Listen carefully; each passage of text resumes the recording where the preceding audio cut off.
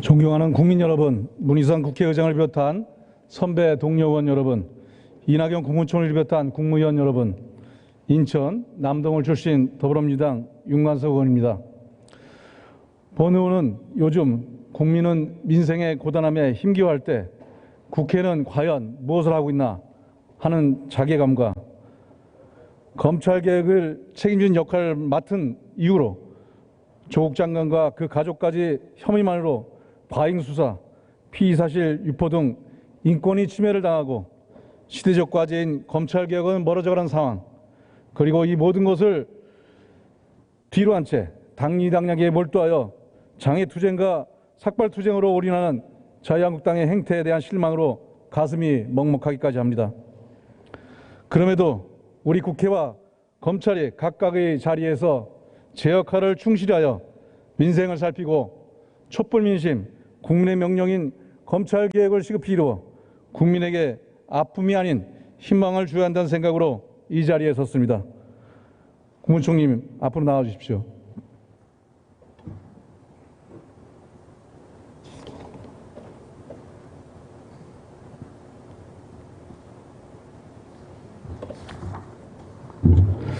총리님, 여러 가지로 수고가 많으십니다.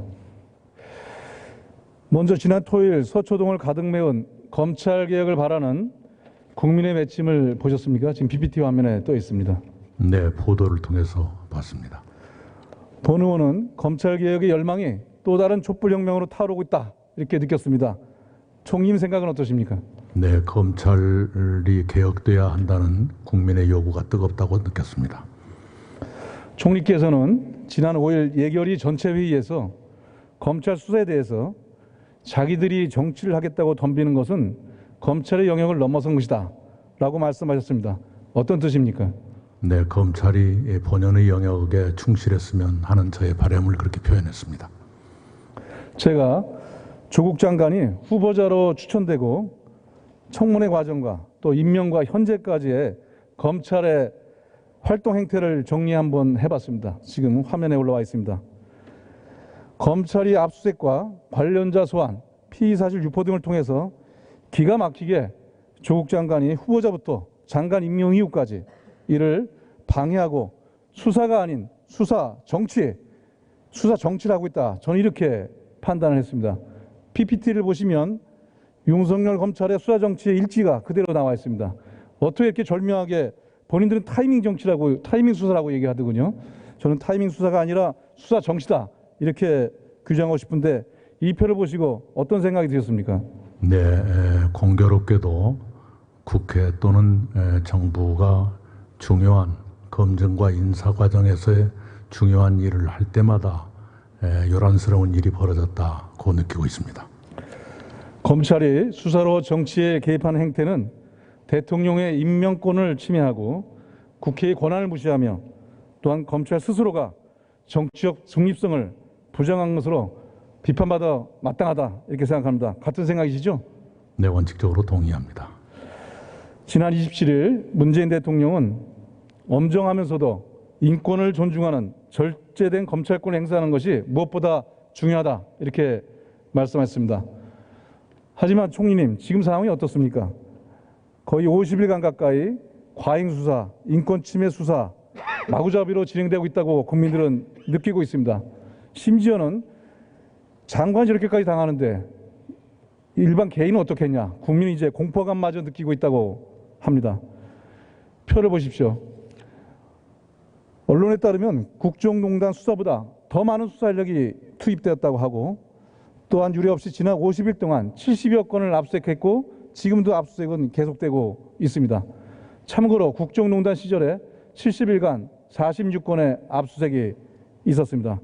과연 이렇게까지 할 사안인가에 대해서 많은 국민들은 의혹을 갖고 있고 분노해서 지난 주말에 서초동에 촛불 들고 나왔다고 저는 판단합니다. 어떻게 보십니까? 예, 검찰이 혐의에 대해서 철저히 수사하는 것은 옳은 일입니다. 그러나 헌법과 법률의 테두리를 잘 지켜야 되는 것이고요. 그리고 공권력의 집행이란 건 의무지만 그러나 기본적인 속성으로 국민의 기본권을 제약하게 되기 때문에 그것을 절제하면서 해야 하는 것이 본래적인 의무라고 생각을 합니다. 그 점에서 그런 원칙을 충실히 지키고 있는가 검찰 스스로의 성찰이 필요하다고 생각하고요. 그 다음에 이 수사 과정이 거의 실시간 생중계되다시피 하는데 이렇게 수사 내용이 전부 공개되지 않고 어떻게 저렇게 될 수 있을까 하는 궁금증을 가지고 있습니다. 저도 취재를 21년을 했던 사람인데 아무리 취재 역량이 좋아도 그렇게까지 할 수 있을까? 압수수색 하는데 미리 기자가 가 있다든가 하는 건 과거에도 그런 일이 있었는가 몇 가지 의아스럽게 생각하는 것이 있습니다.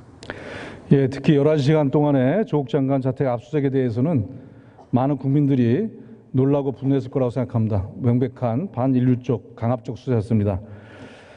이것은 정책 목적이 있었기 때문이라고 저는 생각을 합니다. 그렇지 않고는 이러한 수사가 나올 수가 없습니다. 검찰개혁 저지하는 의도가 있는 것이 아닌가. 총리께서는 이미 과잉 수사 금지 원칙 위반에 대해서 지적하신 바가 있습니다. 방금 답변 주신 것처럼 더욱 놀라운 것은 언론 보도에 따르면 검찰총장도 이후에 알지 못했다고 하는 내용을 정보통을 통해서 소위 정보통을 통해서 자유한국당 의원이 대정부 질의를 하는 것입니다.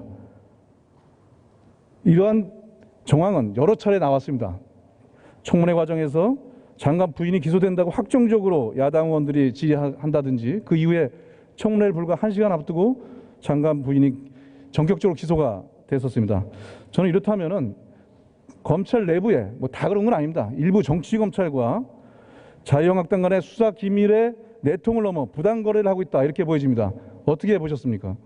의심의 여지는 있다고 생각합니다. 확정은 갖고 있지 않습니다. 만약 사실이라면 범죄 행위에 해당하겠죠? 사실이라면 범법입니다. 총리님, 총리실에서도 공직기관을 담당하는 부서가 있고 또 관련한 헌법과 정부조직의 규정에 따라서 공직기강을 바로잡을 그런 권한이 있지 않습니까? 네, 있습니다. 다만 개별적인 사건의 수사에는 개입하지 못하도록 되어 있습니다.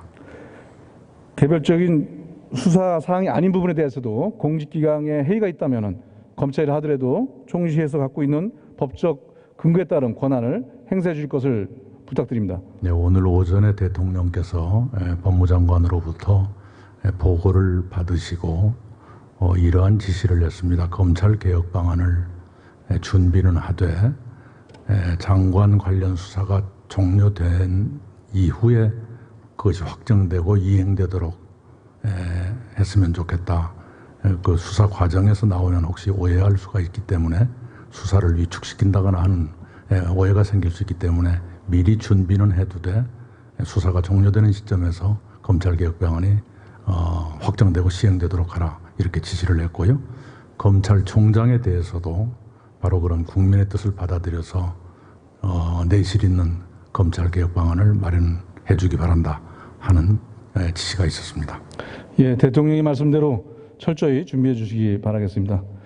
검찰 개혁을 요구하는 촛불 민심에 검찰은 놀랐습니다. 검찰총장은 검찰 개혁을 위한 국민의 뜻과 국회의 결정을 충실히 받들고 최선을 다하겠다 이렇게 발표를 했습니다. 만약 이 말이 사실이라면 검찰 내부에서 특정 정치 세력과 수사 기밀을 가지고 피의 사실 유포를 통해서 부당 거래를 하고 있다면 윤석열 검찰총장은 즉각적으로 철저히 조사해서 합당한 징계를 해야 한다고 생각합니다. 동의하시죠? 네, 검찰의 신뢰 회복을 위해서라도 필요한 조치가 있으리라 생각합니다. 검찰개혁 핵심의 또 하나가 검찰 내부 봐주기 수사 관행입니다. 대표적인 사례가 김학의 전 법무부 장관의 별장 성접대 사건이라고 하는데요. 현재 검찰 내부 비리 사건은 검찰에만 독점적으로 고발 수사 의뢰하게 돼 있습니다. 이래선 공정성에 당연히 문제가 생긴다고 봅니다. 법무부 주관 부령과 훈령을 개정한다면 검찰이 아닌 수사기관 또는 경찰로 하여금 이런 것도 고발 수사기관에 의뢰를 할 수 있다고 합니다. 이 부분에 대해서도 법무부를 통해서 훈령과 부령 개정을 검토해 주실 것을 말씀드리겠습니다. 네, 잘 알겠습니다.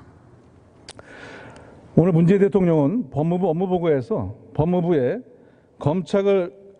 모든 권력기관을 국민 앞에 겸손하고 민족 통제를 받아야 한다 이렇게 말씀하셨습니다.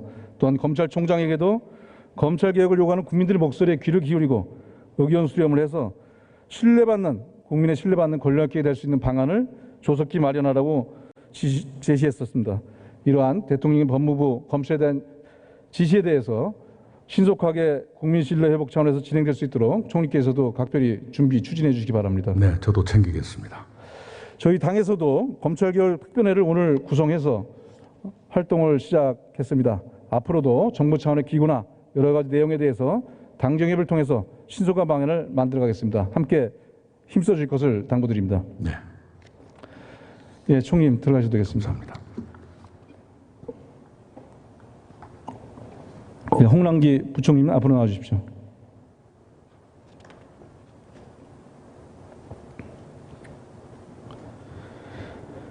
예, 수고 많으십니다.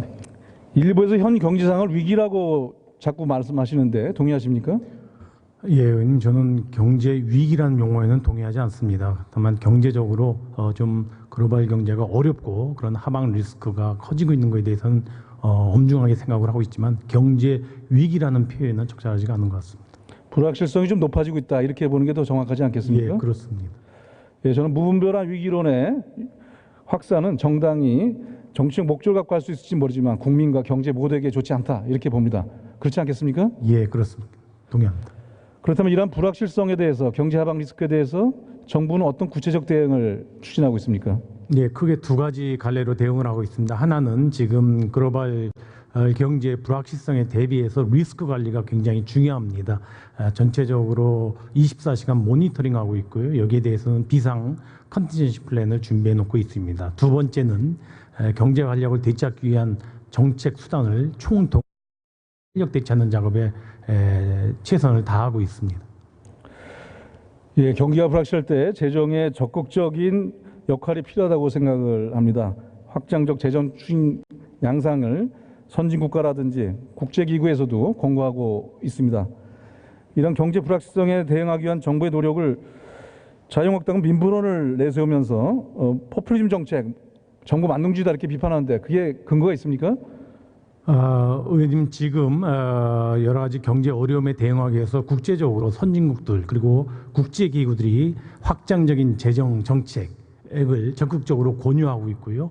우리 경제 상황에 있어서도 민간 투자가 상당히 제약되어 있는 지금 상황에서는 재정이 적극적으로 역할을 해줘야 되는 것에 대해서는 대부분 동의를 하는 것 같습니다. 그래서 정부가 금년도에 확장적으로 편성되어 있는 재정을 적극적으로 집행하고 있고요. 내년 예산에 대해서도 정부가 허용할 수 있는 가능한 범위 내에서는 최대한 확장 기조로 편성해서 국회에 제출해 놓고 있다는 얘기를 드립니다. 예, 저도 확장 정책을 동의하고 지지합니다. 근데 일부에서 재정 건전성을 비판하는데 과연 우려할 만한 수준입니까? 의원님, 저희의 재정 건전성은 뭐 저희 스스로의 얘기보다도 대외적으로 그리고 국제기구들이 한국의 재정 건전성에 대해서는 굉장히 높게 평가를 하고 있습니다. GDP 대비 국가 채무 비중이 국가 채무가 40%를 넘지 않고 있는데요. 선진국이라든가 또는 여러 OECD 국가 멤버 컨트리들의 비중과 비교해 본다면 우리의 재정 건전성은 아직 크게 걱정할 단계가 아니라고 저는 생각을 합니다. 예, 정부에서도 경제 상황 관리는 물론 이러한 팩트의 전달과 홍보에도 좀 더 노력을 해주시기 바랍니다. 그렇게 하시겠습니까? 예, 노력하겠습니다. 예, 들어가셔도 좋습니다. 김현미 장관님 앞으로 나와주시기 바랍니다.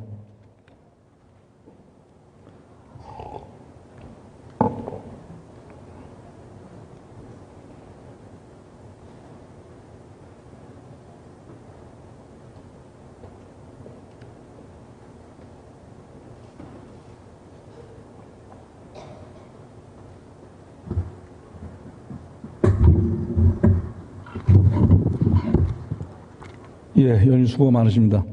서울의 집값 상승 전환을 계기로 9.13 대책이 실패했다. 이런 비판이 일부에서 나오고 있습니다. 1년 된 지금 어떻게 평가하십니까? 9.13 대책은 지난 1년 동안 상당히 많은 성과를 거뒀습니다. 일단 분양 시장에 있어서는 과거에 비해서 실수요자가 분양에 당첨되는 비율이 과거 정부에서는 74.2% 수준이었었는데 97.3%로 이제는 실수요자 중심으로 개편이 되었고, 또 그 1년 동안 그 서울의 아파트값 상승률에 있어서 마이너스 1.24%로 상당 기간 동안 30주가 넘게 하향되었습니다. 하향 안정화 상태였습니다. 아직 소폭이긴 하지만 서울의 집값 상승세가 3개월간 이어지고 있어서 여기에 대한 우려도 제기되고 있습니다. 집값 상승의 주요 원인이 무엇입니까? 저희가 서울의 그 부동산 가격의 상승의 원인들을 면밀하게 본 결과에 따르면은 재건축 시장에 있어서의 상승이 기존 시장의 상승을 이끌고 있는 것으로 저희가 확인을 했습니다. 그래서 민간주택에 있어서의 민간 분양 시장에 있어서의 분양가 상한제를 시행하기로 입법 예고를 한 상태입니다. 그 입법 예고는 지금 절차가 어디까지 진행됐습니까? 입법 예고 기간 동안에 의견 수렴 절차가 지금 다 끝났고요. 곧 규제개혁 심사 또 법제처 심사를 거쳐서 10월 말쯤이면은 모든 절차가 끝날 것으로 예상됩니다. 분양가 상한제에 대해서는 앞에 또 야당 의원님께서는 오히려 집값 상승을 부추긴다 이렇게 비판을 하고 있습니다. 어떻습니까? 실질적인 기대 효과를 말씀해 주세요. 과거에 분양가 상한제를 했었던 기간하고 분양가 상한제를 하지 않았었던 기간이 있습니다. 근데 분양가 상한제를 적용했던 시기에는 아파트값 상승률이 연평균 0.37%였습니다. 그런데 분양가 상한제를 적용하지 않았던 2015년에서 18년까지를 보게 되면은 상승률이 5.67%여서 분양가 상한제를 시행했을 때가 훨씬 더 시장이 안정적이었다고 결과적으로 확인되고 있습니다. 주택 시장의 실효성이 있다. 네네. 분양가 상한제 시행을 두고 일부 언론에서는 저 정부 내 경제부처와의 무슨 이견이 있는 것처럼 일부 보도가 있는데 당연히 협의하고 발표하는 거 아니겠습니까? 네, 뭐 저기 녹실 회의라든가 부총리 주재 회의를 통해 가지고 분양가 상한제에 대한 정부의 입장을 정리해 오고 있습니다. 혼선이 있어서는 안 됩니다. 혼선은 네네. 불확실성이고 또 시장은 불확실성을 가장 싫어하는 거 아니겠습니까? 네네. 저는 정부의 합리적인 정책이 일관되게 추진될 필요가 있고 또 한 목소리로 같이 진행된다 이렇게 생각을 합니다. 그러면 10월 중에 시행령 개정이 완료가 되는 겁니까? 시행령 개정은 10월 말쯤이면 끝날 것으로 보입니다. 공매 의결을 거치는 것이죠? 네네. 그럼 주거정책 심의를 거쳐서 실제적으로 민간택지 분양가 상한제 시행하는 시기를 어떻게 보고 계십니까? 시행령이 개정되고 난 이후에 시장 상황 뭐 이런 것들 종합적으로 검토해서 이제 결정될 것으로 많은 보입니다. 협의를 하셔야겠죠? 네네. 시장 상황과 또 당과 또 정부 내 또 여러 가지 주택 시장의 협의. 상황은 또 봐야 됩니다. 예. 이 정책 효과가 있다고 하지만 또 일부에서는 분양가 상한제가 시행되는 데 가서 여러 가지 그 손해와 어려움을 얘기를 하고 있습니다. 정말 꼭 필요한 지역에 제한적으로 정확하게 정책 효과를 볼 수 있게 집행되어야 된다고 생각하는데 거기에 대한 생각은 어떠십니까? 구체적 계획은? 저희가 지정 대상을 선정할 때 있어서는 그 지역에 분양 그 집값 상승 요인이 있는 것인지 이런 것들을 정확하게 분석을 해서 선별적으로 할 생각입니다. 네. 예, 주택시장 안정을 위해서 계속 수고해 주시기 바랍니다. 네. 수도권 광역교통대책이 하는 GTX B노선 당초 예타가 연내였는데 8월 20일로 발표가 됐습니다. 앞당겨진 과정과 배경 역할은 어떻게 보십니까? 사진에서도 보여주듯이 우리 윤관석 의원님께서 국토위 간사로서 예타가 통과되는 과정에서 정말 많은 노력을 해주셨습니다. 이 자리를 빌어서 감사 인사를 드리겠습니다. 예, 수도권 교통명에는 모두가 함께 나서야 합니다. 특히 B노선은 늦게 됐기 때문에 조속한 추진이 꼭 필요하다는 말씀 드리고요. 또 중추만 구축도 중요하지만 접근성과 효율성을 높이기 위한 연계 노선의 구축도 필수적이라고 봅니다. 인천 서남부와 서울을 연결하는 제2경인선 광역철도 사업에도 많은 관심 갖고 지원을 부탁드리겠습니다. 네네, 알겠습니다. 저희가 10월 중으로 수도권 광역교통 기본 구상을 발표할 때 의원님께서 주신 말씀 참고해서 잘 하도록 하겠습니다. 네. 택시 문제로 여러 가지 진통을 겪었습니다. 하지만 사회적 대탁 기구를 통해서 지난 7월 12일 날 택시 월급제 도입과 카풀 시간 제한 관련법이 국토교통위 법안 소위를 통과해서 본회의를 의결을 받았습니다. 남은 것은 규제역 신형 플랫폼 택시에 대한 안착도 제도적으로 추진하고 필요하다고 봅니다. 여기에 대한 계획과 현재 진행 사항은 어떻습니까? 카풀 문제로 시작된 택시 혁신의 문제에 있어서는 지난번에 국회에서 우리 윤관석 간사님께서 많은 노력을 해주셔서 택시 월급제 또 카풀 시간 제한제 이런 문제들에 대해서 국회에서 원만하게 법이 합의 처리되었습니다. 다시 한번 감사드리고요. 이제 남아있는 것은 플랫폼 택시에 있어서 3가지의 요령을 저희가 제시를 했었는데요. 이것을 담은 법안이 지금 국회에 제시되어 있습니다. 이것을 위해서 택시 관련 업체와 전문가들과의 간담회 협의체가 지금 운영 중에 있고요. 전체 회의를 2번 했고 부분별 간담회도 정상적으로 진행 중에 있습니다. 저희가 법안을 10월 중에 제출할 계획인데 국회에서 법안이 통과되도록 해주셔서 우리 택시 산업에 있어서의 혁신과 공유경제의 실현이 이루어질 수 있도록 도와주셨으면 합니다. 예, 국민교통 편을 위해서 함께하도록 하겠습니다. 네, 감사합니다. 고맙습니다. 들어가셔도 되겠습니다.